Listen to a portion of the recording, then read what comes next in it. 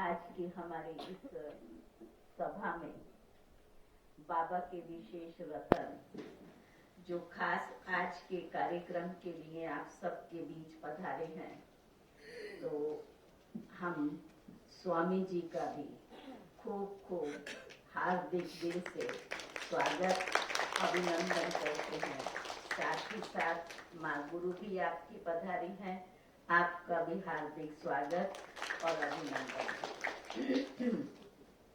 जिस कार्यक्रम के लिए आप सभी इतना समय से तैयारी कर रहे थे, आखिर वो दिन आया आज। आप सब खुश हैं? कितने खुश हैं? बहुत। खुशी का नहीं ठिकाना, ठीक है ना? इतना ठिकाना नहीं, एकदम अपार खुशी में है। तो कार्यक्रम से पहले आज आपको लॉटरी मिली है। मैं बाबा के महावाक्य आपको सुनाऊंगी, उसके बाद में फिर आदरणीय चक्रधारी दीदी भी आपको मिलेंगी, इसलिए महावाक्य थोड़ा जल्दी सुनेंगे। इसका की ओरिजिनल डेट है 13/2/2003। आज बाबा ने वर्तमान समय अपना रहम दिल और दाता स्वरूप प्रत्यक्ष करो। सुना, आप समय को किस चीज की मांग है? हमारा रहम दिल और दाता स्वरूप। आज वरदाता बाप अपने ज्ञान दाता, शक्ति दाता, गुण दाता, परमात्मा संदेश वाहक बच्चों को देख रहे हैं। इतनी विशेषताओं से संपन्न, ज्ञान, शक्ति, गुण, उनसे संपन्न परमात्मा संदेश बच्चों को देख रहे हैं। हर एक बच्चा मास्टर दाता बन आत्माओं को बाप के समीप लाने के लिए दिल से प्रयत्न कर रहे हैं। आज का कार्यक्रम भी किसके लिए है? ये आत्माएं दिल से बाबा के समीप आए, किनके द्वारा? जिन्होंने अपने जीवन को इतना दिव्य और पवित्र बनाया है। तो बाबा ने कहा, विश्व में अनेक प्रकार की आत्माएं हैं। किन आत्माओं को ज्ञान अमृत चाहिए, अन्य आत्माओं को शक्ति चाहिए, गुण चाहिए। वैरायटी है ना, किसको कुछ चाहिए, किसको कुछ चाहिए। आप बच्चों के पास सर्व अखंड खजाने ना, जिसको जो चाहिए वो हम दे सकते हैं। सर्व खजाने हैं और अखंड। हर एक आत्मा की कामना पूर्ण करने वाले हो। सोचो मैं कौन हूँ? हर आत्मा की कामना पूर्ण करने वाले हो। दिन प्रतिदिन समय समाप्ति का समीप आने के कारण अब आत्माएं कोई नया सहारा ढूंढ रही है। तो आप आत्माएं नया सहारा देने के निमित्त बने हो। हमारे सिवाय वो सहारा और कोई दे नहीं सकता, क्योंकि बाबा हमारा साथी है। बाप दादा बच्चों के उमंग और उत्साह को देख खुश होता है। एक तरफ आवश्यकता है, दूसरी तरफ उमंग और उत्साह है। आवश्यकता के समय एक बूंद का भी महत्व होता है। समय पर जिस चीज का सहयोग मिल जाए तो उन्हों को आवश्यकता है, और हमारे अंदर उमंग और उत्साह है। तो बाबा ने कहा, एक बूंद का भी महत्व होता है। तो इस समय आपकी दी हुई अंजलि का संदेश का बहुत महत्व है। उन्हें प्यास है, चाहिए, तो एक अंजलि भी उनको मिलेगी, उसका बहुत महत्व है। वर्तमान समय आप सभी बच्चों का रहम दिल और दाता स्वरूप प्रत्यक्ष होने का समय है।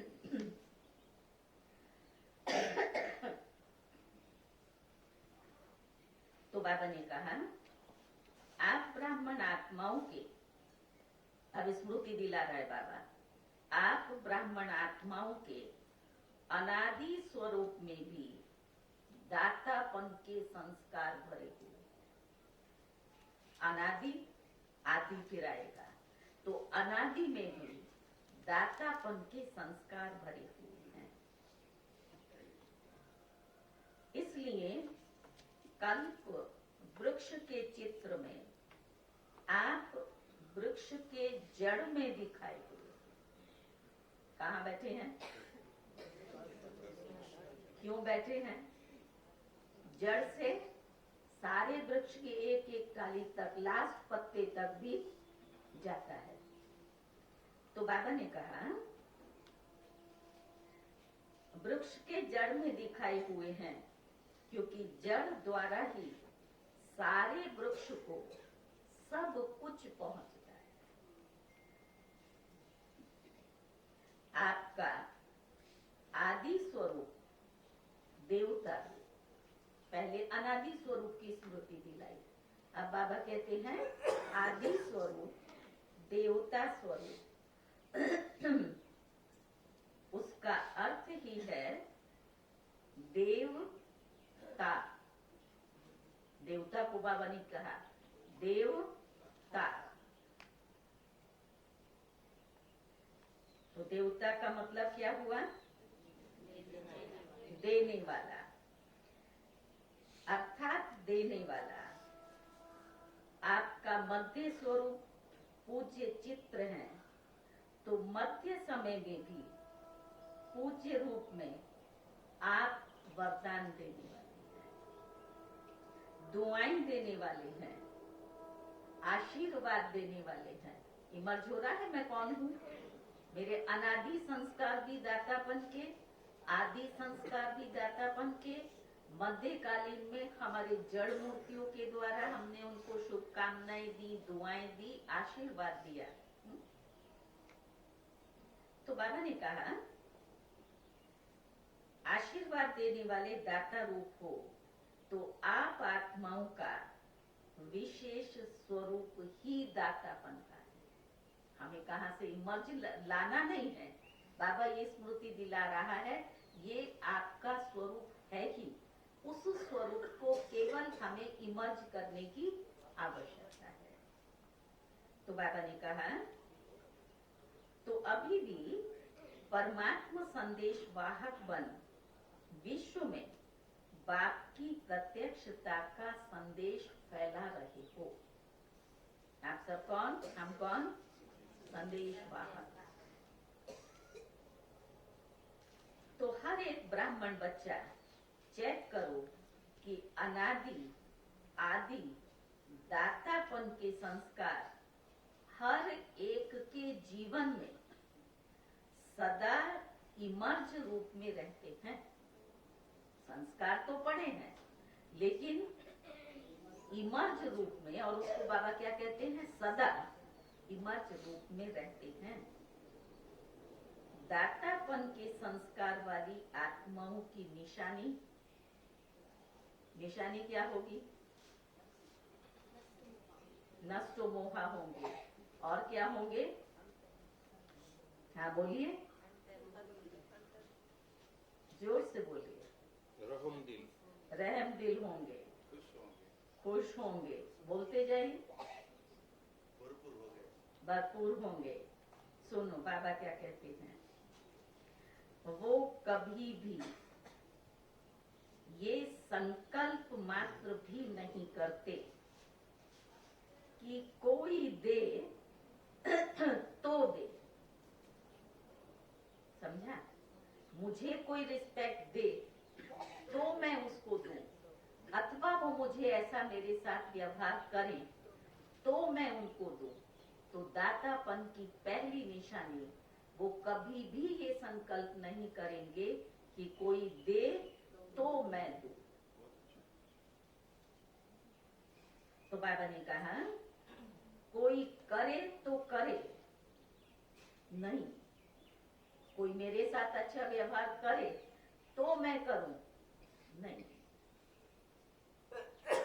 निरंतर खुले भंडार ना, दाता के भंडार निरंतर खुले हैं, कोई दे ना दे मुझे देना है, मेरा वो संस्कार।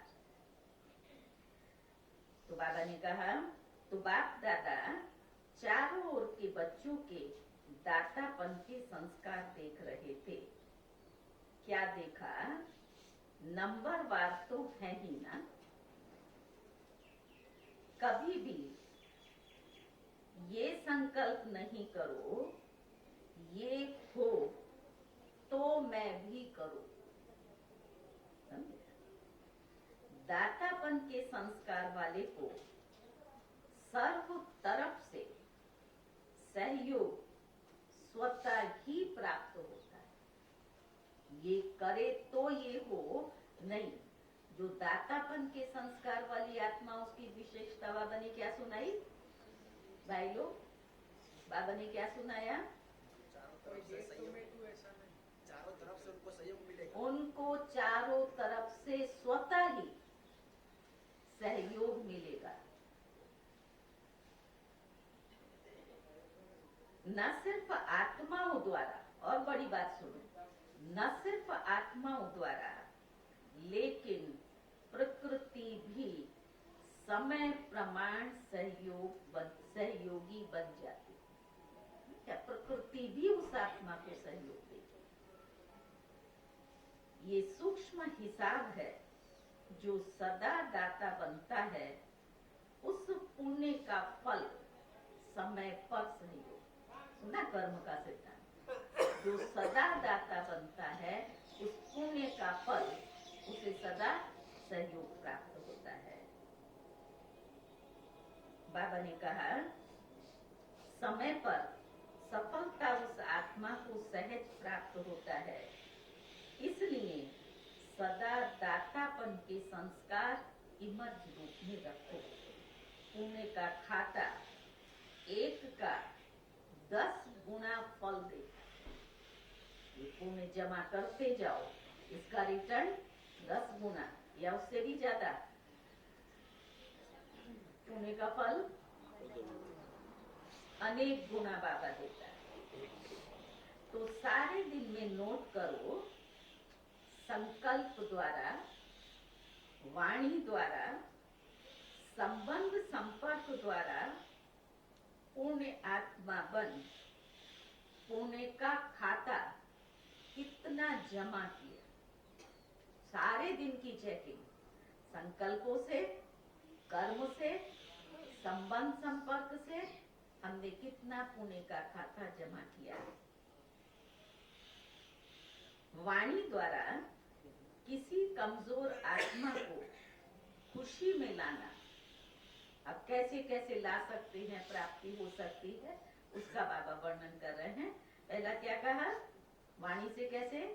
वाणी द्वारा किसी कमजोर आत्मा को खुशी में लाना, परेशान को शान में लाना, दिल शिकस्त आत्मा को अपनी वाणी द्वारा उमंग और उत्साह दिलाना,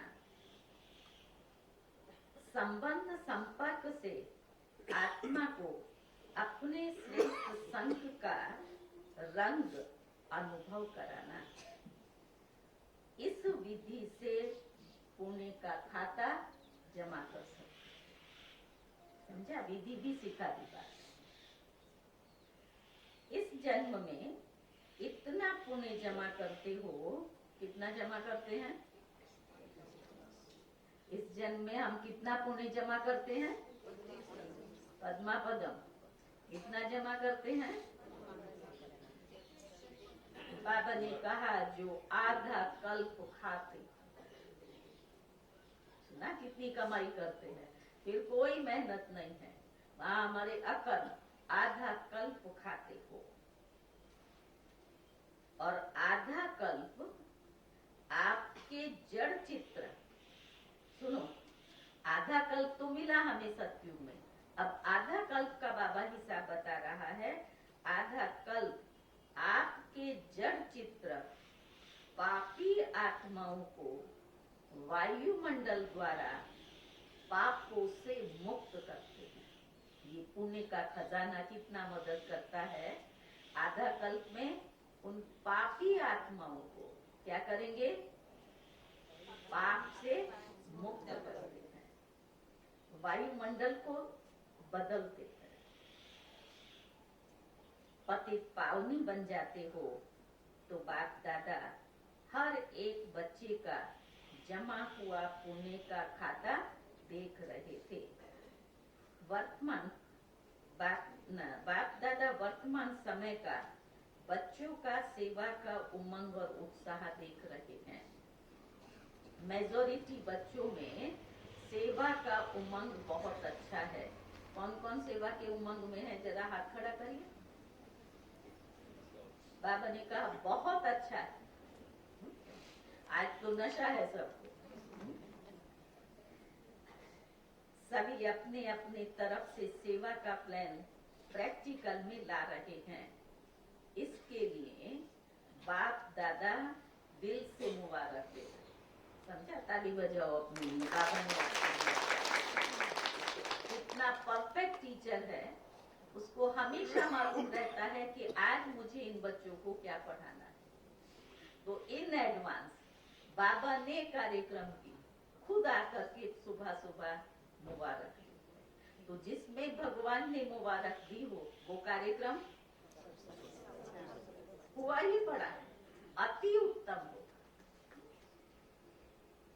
तो बाबा ने कहा अच्छा कर रहे हैं और अच्छा करते रहेंगे, भविष्य के लिए भी वरदान मिल गए। सबसे अच्छी बात ये है, सभी का संकल्प और समय बिजी हो गया। लग गए ना प्रोग्राम करने में, तो संकल्प और समय बिजी हो गया। हर एक का यही लक्ष्य है कि चारों ओर की सेवा से सभी के उल्हने को पूरा जरूर करना है। कोई आत्मा ऐसी ना रह जाए जो आपको अंत में उल्हना दे। ब्राह्मणों के दृढ़ संकल्प में बहुत शक्ति है। सुना? हम जो संकल्प करें वो पूर्ण हुआ पड़ा है। लेकिन बाबा कहता है विधि पूर्वक, निस्वार्थ भावना से। तो हमारे संकल्पों में माताएं ठंडा ठंडा ठंडी लगती है नहीं ना? अभी तो इसके नीचे बैठे हैं खुले की जगह, यहाँ पर आपको व्यवस्था मिली। आपके संकल्प में कितनी शक्ति है? बहुत। माना हम जो संकल्प करें वो हो सकता है, हो सकता है। किस किस को विश्वास है? सबको है। तो क्या संकल्प करेंगे? हमें जल्दी से जल्दी इस विश्व का परिवर्तन करना है। उसके पहले जो बाबा ने कार्य दिया है, प्रकृति को और वायुमंडल को बदलना है, उसे शुद्ध बनाना है। अगर ब्राह्मण दृढ़ संकल्प करें तो क्या नहीं हो सकता। सुना भगवान को कितना विश्वास, क्या नहीं हो सकता। सब हो जाएगा। सिर्फ अब कंडीशन आई, हो तो जाएगा, सिर्फ क्या चाहिए? दृढ़ता चाहिए। और क्या चाहिए? निश्चय चाहिए। बाबा कह रहे हैं सिर्फ योग को ज्वाला रूप बनाओ। हवन में भी सामग्री के बाद ज्वाला उठती है, उससे वायुमंडल बनता है। योग को ज्वाला रूप बनाओ जिससे वायुमंडल परिवर्तन हो। तो अभी योग के ऊपर बाबा ने ये अंडरलाइन कराया है। कर तो रहे हैं लेकिन स्वरूप कौन सा चाहिए? ज्वाला। योग ज्वाला रूप बन जाएगा तो ज्वाला के पीछे आत्माएं स्वतः ही आएंगी, उनको आकर्षण होगी। दूर बैठी हुई आत्माएं आपके पास आएंगी। क्योंकि ज्वाला अर्थात लाइट मिलने से उन्हों को रास्ता दिखाई देगा। कितना स्पष्ट बाबा समझा रहे हैं। जब हमारा वो लाइट आगे जाएगी, प्रकाश जाएगा, तो उन आत्माओं को रास्ता दिखाई देगा और वो हमारे तक पहुंच सकेंगे। अभी योग तो लगा रहे हो, लेकिन ज्वाला रूप का योग होना चाहिए। सेवा का उमंग उत्साह अच्छा बढ़ रहा है, लेकिन योग में ज्वाला रूप अभी उसे अंडरलाइन करना है। बाबा कह रहे हैं, सुना क्या? किसको अंडरलाइन करेंगे? हम ज्वाला स्वरूप का योग करें। उससे क्या होगा? तो बाबा कहता है आपकी दृष्टि में ऐसी झलक आ जाए जो दृष्टि से कोई ना कोई अनुभूति का अनुभव करे। सुना ज्वाला रूप के योग से परिवर्तन अपने में कौन सा? आपकी दृष्टि में ऐसी झलक आ जाए जो दृष्टि से कोई ना कोई अनुभव करे। बाप दादा को फॉरेन वालों ने ये जो सेवा की थी, कॉल ऑफ टाइम, उसकी विधि अच्छी लगी। छोटे से संगठन को समीप लाया। ऐसे हर जोन, हर सेंटर अलग अलग सेवा तो कर रहे हो, लेकिन कोई सर्व वर्गों का संगठन बनाओ। बाप दादा ने कहा था बिखरी हुई सेवा बहुत है, लेकिन बिखरी हुई सेवा में से कुछ समीप आने वाली योग्य आत्माओं का संगठन चुनो और समय प्रति समय उस संगठन को भी समीप लाते रहो और उन्हों को सेवा का उमंग बढ़ाओ। तो जिस समय बाप दादा ने ये डायरेक्शन दिया था, मुझे याद है सभी विंग वालों ने ये संकल्प किया था, हर विंग के अंदर से जो अच्छे अच्छे ऐसे समीप वाले बच्चे थे उनके लिए पुरुषार्थ किया और बाबा के समीप ला करके गुलदस्ता, कुछ इस विंग के कुछ उस विंग के। तो बाप दादा को वो लिस्ट भी दी थी, बाबा ने लिस्ट मांगी थी। तो बाबा ने कहा संगठन को देख करके बाप दादा देखते हैं कि ऐसी आत्माएं भी हैं, लेकिन अभी वो पावरफुल पालना संगठित रूप में नहीं मिल रही है। बाबा को वो आत्माएं दिखाई दे रही हैं, अब हमारे द्वारा उनको जो पालना मिलनी चाहिए, तो ये बाबा ने इशारा दिया कि संगठित रूप में नहीं मिल रही है। कुछ आपके संपर्क में है, कुछ मेरे संपर्क में है, कुछ इनके संपर्क में है, वो अलग अलग पालना मिल रही है। लेकिन बाबा किस चीज को चाहता है? प्रत्यक्षता का आधार है संगठन की शक्ति, उन विभिन्न वर्गों की आत्माओं का भी संगठन। और आज का जो हमारा कार्यक्रम है उसका भी लक्ष्य क्या है? संगठन की शक्ति। ये सारे सब जोन के ये वो पवित्र युगल हैं जिनको एक मंच पर इकट्ठा किया जा रहा है। तो बाबा भी आज संगठन की शक्ति का महत्व बता रहे हैं। फिर बाबा ने कहा ये कर सकता है, मैं भी कर सकता हूँ, मैं भी करूंगा, तो उमंग आता है। सुना, जब एक दो को संगठन में वो देखते हैं कि भाई ये भी कर सकता है तो मैं भी कर सकता हूँ, फिर मैं भी करूं, तो उन्हों को उमंग आता है। आगे बाबा ने कहा बाप दादा अभी सेवा का प्रत्यक्ष संगठित रूप देखने चाहते हैं। मेहनत अच्छी कर रहे हो, हर एक अपने वर्ग की, एरिया की, जोन की, सेंटर की अच्छी सेवा कर रहे हो। बाप दादा भी खुश हैं। अब कुछ सामने लाओ, संगठित रूप में उन आत्माओं को सामने लाओ। प्रवृत्ति वालों का भी उमंग बाप दादा के पास पहुंचता है ना? वंडरफुल बाबा पहले से ही याद कर रहा है। प्रवृत्ति वालों का उमंग भी बाप दादा के पास पहुंचता है। डबल फॉरेनर्स का भी डबल कार्य में रहते सेवा में स्वयं की पुरुषार्थ का उमंग अच्छा है, ये देख करके भी बाप दादा खुश है। ब्राह्मण आत्माएं वर्तमान वायुमंडल को देख विदेश में डरते तो नहीं हैं? कल क्या होगा, कल क्या होगा ये तो नहीं सोचते हैं। कल क्या होगा, कल क्या होगा?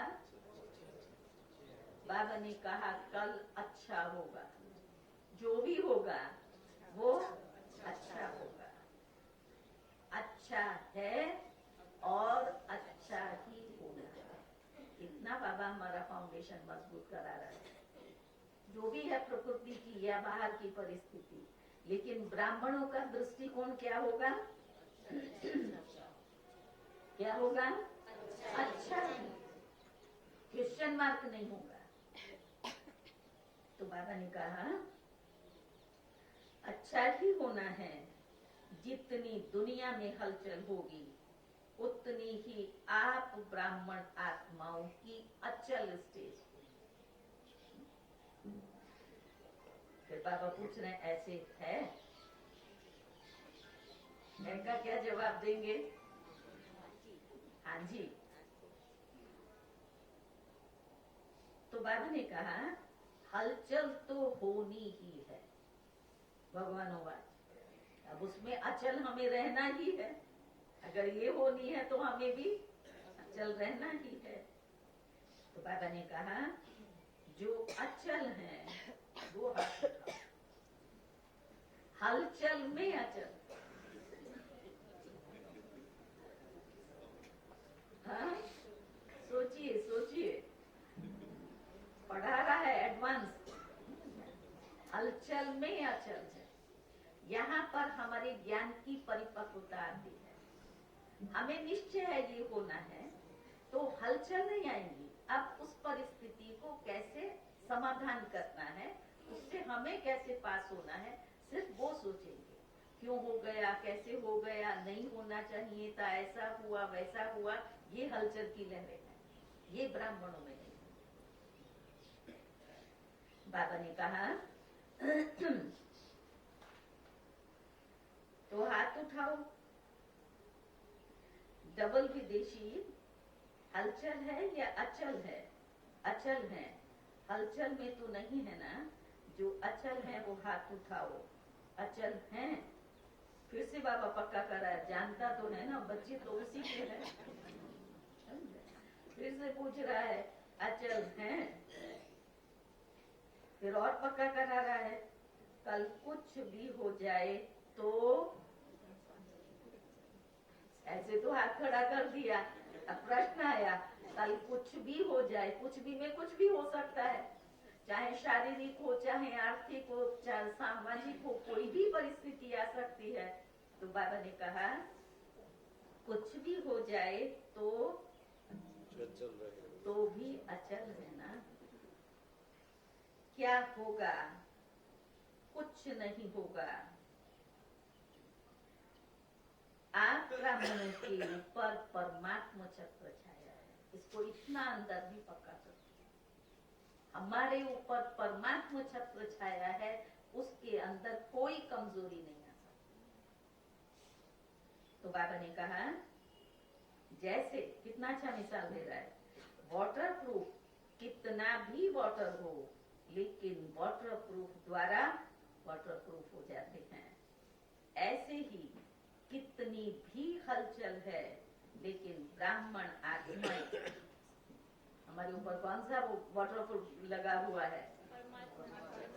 परमात्मा चक्र छाया के अंदर सदा प्रूफ है।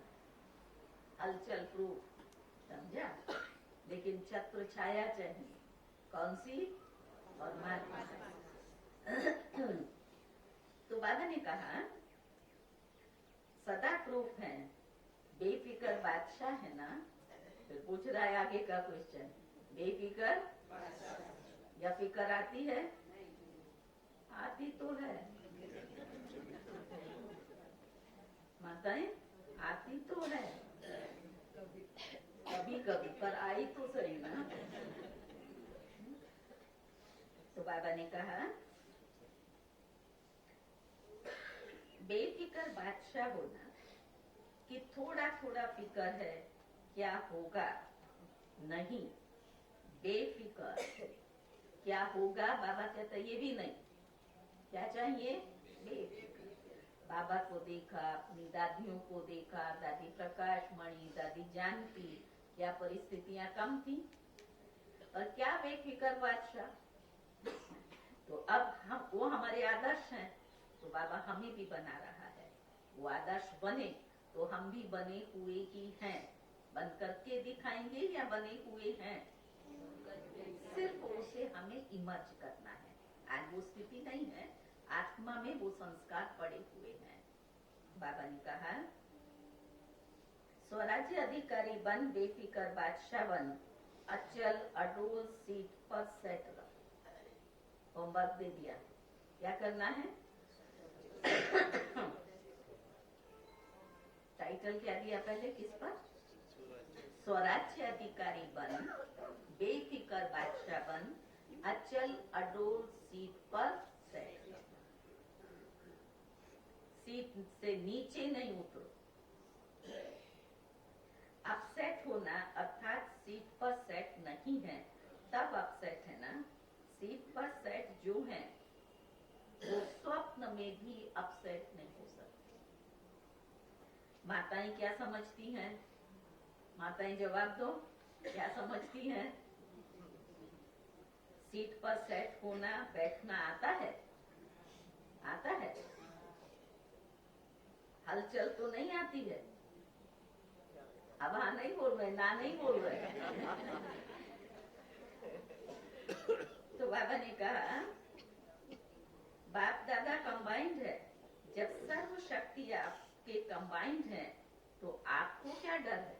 बाप दादा है, सर्व शक्तियां हैं, तो बाबा कहता है आपको क्या डर है? अकेले समझेंगे तो हलचल में आए। कारण भी बता दिया। कंबाइंड रहेंगे तो कितनी भी हलचल हो, लेकिन आप अचल रहेंगे। ठीक है माताएं? समझा करके फिर आपसे वेरीफाई करा रहा है, ठीक है माताएं? हाँ, फिर जब धर्मराजपुरी में जाएंगे ना तो ये वेरीफाई कराया हुआ दिखाई देगा कि तुमको मैंने समझाया था और तुमने हाँ बोला था। कंबाइंड है ना, अकेली तो नहीं। बाप की जिम्मेवारी है। अगर आप सीट पर सेट हो तो बाप की जिम्मेवारी तो आ गया। अगर आप सीट पर सेट हो तो बाप की जिम्मेवारी है। आत्माओं को संदेश द्वारा अंजलि देते रहेंगे तो दाता स्वरूप में स्थित रहेंगे। तो दातापन के पुण्य का फल शक्ति मिलती रहेगी। चलते फिरते अपने को आत्मा करावनहार है और कर्मेंद्रियां करनहार कर्मचारी। आत्मा करावनहार और कर्मेंद्रियां करनहार कर्मचारी हैं। ये आत्मा की स्मृति का अनुभव सदा इमर्ज रूप में हो। ऐसे नहीं कि मैं तो हूं ही आत्मा, नहीं, स्मृति में इमर्ज हो। मर्ज रूप में रहता है, लेकिन इमर्ज रूप में रहने से वो नशा, खुशी और कंट्रोलिंग पावर बढ़ती है। तो ना, इमर्ज रूप में ये संकल्प रहने की प्राप्ति क्या है? नशा, खुशी और कंट्रोलिंग पावर। बाबा कहता है मजा भी आता है। क्यों? साक्षी होकर के कर्म कराते हो तो बार बार चेक करो, करावन हार होकर कर्म करा रही हूँ। जैसे राजा अपने कर्मचारियों को ऑर्डर में रखते हैं, ऑर्डर से कराते हैं, ऐसे आत्मा करावनहार स्वरूप की स्मृति रहे तो सर्व कर्मेंद्रियां ऑर्डर में रहे। आत्मा करावनहार कर रहा, मैं कर रही हूँ नहीं, वो करावनहार है, ये कर्मेंद्रियां कर रही हैं। तो बाबा ने कहा आपके ऑर्डर में रहेंगी, नहीं तो माया देखती है करावनहार आत्मा अलवेली हो गई। वो बड़ा ध्यान रखती है।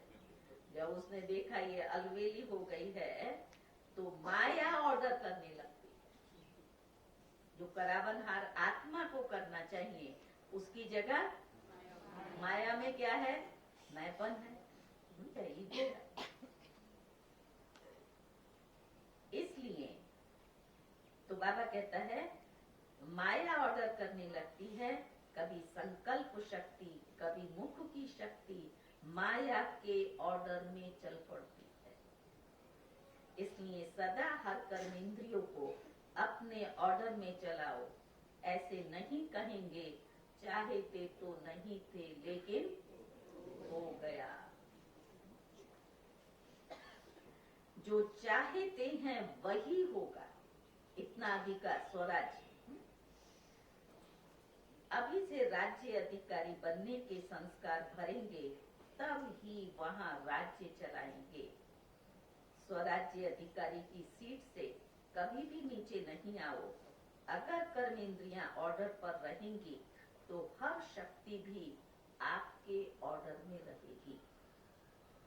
जिस शक्ति की जिस समय आवश्यकता है उस समय जी हाजिर हो जाएगी। ऐसे नहीं काम पूरा हो जाए फिर आप उसको ऑर्डर करो। सहन शक्ति आओ, काम पूरा हो जाए फिर आए। जरूरत अभी थी, फिर जब काम पूरा हो गया तब वो सहन शक्ति आए तो उससे फायदा होगा आपको? नहीं। हर शक्ति आपके ऑर्डर पर जी हाजिर होगी। समझ रहे हैं? हर शक्ति आपके ऑर्डर पर जी हाजिर होगी। तो बाबा ने कहा तो परमात्मा देव आपकी चीज हो गई। जो अपनी चीज को जैसे भी यूज करो, जब भी यूज करो, ऐसे ये सर्व शक्तियां आपके ऑर्डर पर रहेंगी। सर्व कर्मेंद्रियां आपके ऑर्डर पर रहेंगी।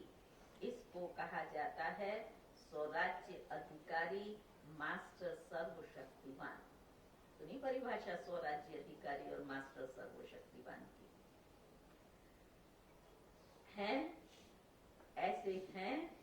अब बाबा पांडवों को पूछ रहा है, माताओं की बारी पूरी हुई। ऐसे हैं पांडव? क्या कहेंगे? तो बाबा ने कहा मास्टर सर्वशक्तिवान भी हैं और स्वराज्य अधिकारी भी हैं। ऐसे नहीं कहना कि ये मुख से निकल गया। कई बार कहते हैं ना मुझे बोलना नहीं चाहिए, मेरे मुख से निकल गया। तो बाबा उसको करेक्ट कर रहा है। ऐसे नहीं कहना ये मुख से निकल गया। किसने ऑर्डर दिया जो वो निकल गया। कितनी गहरी बात। हम तो सहज कह देते हैं नहीं मेरा कोई भाव नहीं था, बस ऐसे ही निकल गया। लेकिन बाबा कहता है वो बोलने का ऑर्डर उसको किसने दिया जो वो निकल गया। देखने नहीं चाहते थे देख लिया, करने नहीं चाहते थे कर लिया। तो बाबा कहता है ये सब किसके ऑर्डर पर हो रहा है? स्वराज्य अधिकारी के ऑर्डर पर तो नहीं है ना। तो ये सब किसके ऑर्डर पर हो रहा है? इसको अधिकारी कहेंगे या अधीन कहेंगे? क्या कहेंगे? जवाब भी हमसे मांगता है, माना हमें इसकी समझ है। तो अधिकारी बनो, अधीन नहीं। अच्छा, बाप दादा कहते हैं जैसे अभी मधुबन में सब बहुत बहुत खुश हो, ऐसे ही सदा खुश और आबाद रहना। बाबा के सामने बैठे हैं ना मधुबन में, सब खुश हैं, ऐसे सदा खुश और आबाद रहना। रूहे गुलाब हैं, देखो चारों ओर, देखो सभी रूहे गुलाब खिले हुए गुलाब हैं, मुरझाए हुए नहीं हैं। आज की सभा में भी सब कौन बैठे हैं? रूहे गुलाब। एक भी गुलाब मुरझाया हुआ नहीं है, खिले हुए गुलाब हैं। तो सदा ऐसे खुश नसीब और खुशनुमा चेहरे में रहना। कोई आपके चेहरे को देखे तो आपसे पूछे क्या मिला है आपको, बड़े खुश हो, आपको देख कर के लोग पूछें। हर एक का चेहरा बाप का परिचय। कैसा खिला हुआ चेहरा। जैसे चित्र परिचय देते हैं, ऐसे आपका चित्र बाप का परिचय दे कि बाप मिला है। अच्छा, सब ठीक है, विदेश वाले भी पहुंच गए हैं, अच्छा लगता है ना। बाबा ने मोहिनी बहन और उनसे पूछा, चलो हलचल सुनने से तो बच गई, अच्छा किया सभी इकट्ठे यहाँ पहुंच गए, बहुत अच्छा किया। अच्छा, डबल फॉरेनर्स को डबल नशा है ना। कहो इतना नशा है जो दिल कहता है कि अगर हम हैं तो हम डबल विदेशी हैं। नशे में अगर हैं तो वो नशे में हम डबल विदेशी हैं। डबल नशा है, स्वराज्य अधिकारी सो विश्व राज्य अधिकारी। तो बाबा ने कहा डबल नशा है ना।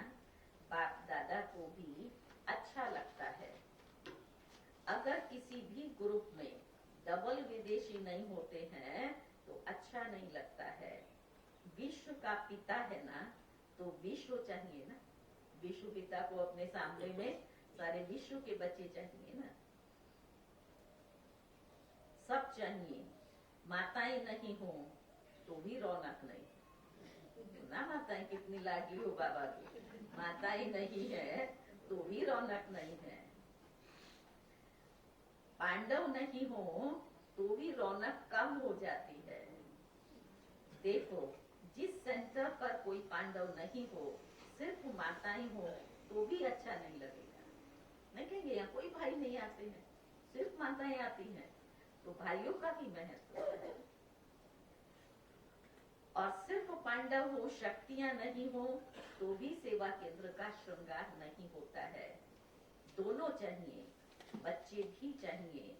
बच्चे कहते हैं हमारा नाम क्यों नहीं लिया, माताओं को याद किया, पांडवों को याद किया, बाबा ने बच्चों को याद नहीं किया। बच्चों की भी अपनी रौनक है। अच्छा, अभी 1 सेकंड में निराकारी आत्मा बन निराकार बाप की याद में लवलीन हो जाओ। हम टाइम कम है इसलिए ड्रिल नहीं करते हैं, लास्ट में करेंगे।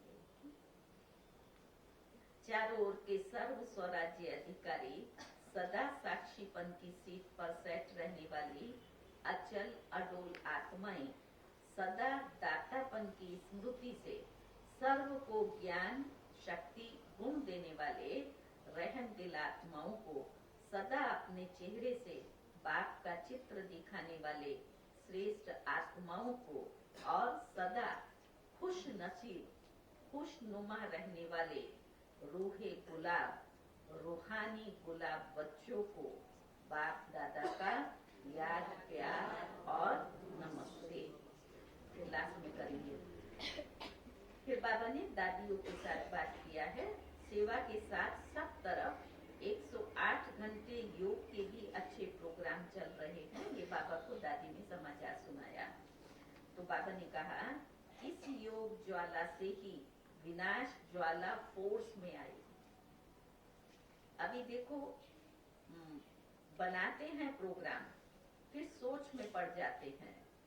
योग से विकर्म विनाश होंगे, पाप कर्म का बोझ भस्म होगा, सेवा से पुण्य का खाता जमा होगा। तो पुण्य का खाता जमा कर रहे हैं। योग से पाप भस्म होंगे, सेवा से पुण्य का खाता जमा होगा। तो बाबा ने कहा लेकिन पिछले जो कुछ संस्कार का बोझ है, पिछले संस्कारों का जो बोझ है, वो भस्म योग ज्वाला में ही होगा। साधारण योग से पुराने जन्मों के जो संस्कार हैं वो नहीं जाएंगे, उसके लिए योग ज्वाला चाहिए। तो बाबा ने कहा साधारण योग से नहीं होगा। समझा आपने इस चीज को, महसूस किया? हम बहुत अच्छा ज्ञान में चल रहे हैं, सेवा करते हैं, सब कुछ करते हैं, लेकिन कुछ हमारे संस्कार ऐसे हैं जो अभी तक भी नहीं बदले हैं। उनको परिवर्तन करने के लिए ज्वाला रूप का योग चाहिए। तो बाबा ने कहा योग लगाते हैं लेकिन पाप भस्म होने का ज्वाला रूप नहीं है, इसलिए थोड़ा टाइम खत्म होता है, फिर निकल जाता है। इसलिए रावण को देखो, मारते हैं, जलाते हैं, फिर उसकी हड्डियां भी पानी में डाल देते हैं। तब समझो मरा। मारा, जलाया, फिर हड्डियों को पानी में डाला, तब तक रावण नहीं जलता है। जब डाल दिया पानी में तब खत्म हुआ। हम भी समझे हमने योग किया, सेवा की, रावण मर गया, नहीं, अंदर में जिंदा है। तो बाबा ने कहा फिर हड्डियां भी पानी में डाल देते हैं, बिल्कुल भस्म हो जाए, पिछले संस्कार, कमजोर संस्कार बिल्कुल भस्म हो जाएं। भस्म नहीं हुए हैं, मरते हैं लेकिन भस्म नहीं हुए। उन संस्कारों को मारा, मीन्स दब गए, लेकिन भस्म नहीं हुए, सदा के लिए खत्म नहीं होते हैं। तो बाबा ने कहा मरने के बाद फिर से जिंदा हो जाते हैं। रावण को दिखाते थे ना, एक शीश कटता था, दूसरा आ जाता था। संस्कार परिवर्तन से ही संसार परिवर्तन होगा। अभी संस्कारों की लीला चल रही है। संस्कार बीच बीच में इमर्ज होते हैं ना, नाम निशान खत्म हो जाए, संस्कार परिवर्तन, ये है विशेष अंडरलाइन की बात। आज की मुरली का ये बाबा होमवर्क दे रहे हैं, तो अंडरलाइन करो। क्या अंडरलाइन करना है? हमारे जो भी पुराने संस्कार हैं वो भस्म हो, मरे हैं फिर जिंदा हो जाते हैं, उसको भस्म करो। तो बाबा ने कहा ये विशेष अंडरलाइन की बात है। संस्कार परिवर्तन नहीं तो व्यर्थ संकल्प भी है, व्यर्थ समय भी है, व्यर्थ नुकसान भी है। होना तो है ही। संस्कार मिलन की महारास गाई हुई है, अभी रास होती है, महारास नहीं हुई है ना। बच्चे रास करते हैं लेकिन महारास नहीं हुई। तो बाबा को पूछा है महारास क्यों नहीं होती? बाबा ने कहा अंडरलाइन नहीं है, दृढ़ता नहीं। जवाब दिया क्यों नहीं हो रही है महारास? क्योंकि दृढ़ता नहीं। और दूसरा कारण अलबेलापन, भिन्न भिन्न प्रकार का। ये बहुत डेंजर है। पुरुषार्थी उसको मार्क नहीं कर पाता है कि मेरे में कोई कमी आ रही। अलबेलापन ऐसा है। इसलिए बाबा ने कहा भिन्न भिन्न प्रकार का अलबेलापन है। अच्छा, मीठे मीठे बच्चों प्रति माता पिता बाप दादा का याद प्यार और गुड मॉर्निंग। रूहानी बाप की रूहानी बच्चों को नमस्ते। हम रूहानी बच्चों की रूहानी बाप दादा को प्यार, गुड मॉर्निंग और नमस्ते नमस्ते। आज का वरदान है कर्म योगी बन, हर संकल्प, बोल और कर्म को श्रेष्ठ बनाने वाले। कर्म योगी बन, हर संकल्प, बोल और कर्म को श्रेष्ठ बनाने वाले निरंतर योगी भव। कर्म योगी आत्मा का हर कर्म योग युक्त युक्ति युक्त होगा। अगर कोई भी कर्म युक्ति युक्त नहीं होता तो समझो योग युक्त नहीं है। कारण योग युक्त नहीं है। अगर साधारण व व्यर्थ कर्म हो जाता है तो निरंतर योगी नहीं कहेंगे। कर्म योगी अर्थात हर सेकंड, हर संकल्प, हर बोल सदा श्रेष्ठ हो। श्रेष्ठ कर्म की निशानी है स्वयं भी संतुष्ट और दूसरे भी संतुष्ट। ऐसी आत्मा ही निरंतर योगी बनती है। स्लोगन है स्वयं प्रिय, लोक प्रिय और प्रभु प्रिय आत्मा ही वरदानी मूर्त है। अब हम सभी की परम श्रद्धे आदरणीय चक्रधारी दीदी हम सब के बीच पहुंच रही हैं। सब खड़े हो जाएंगे।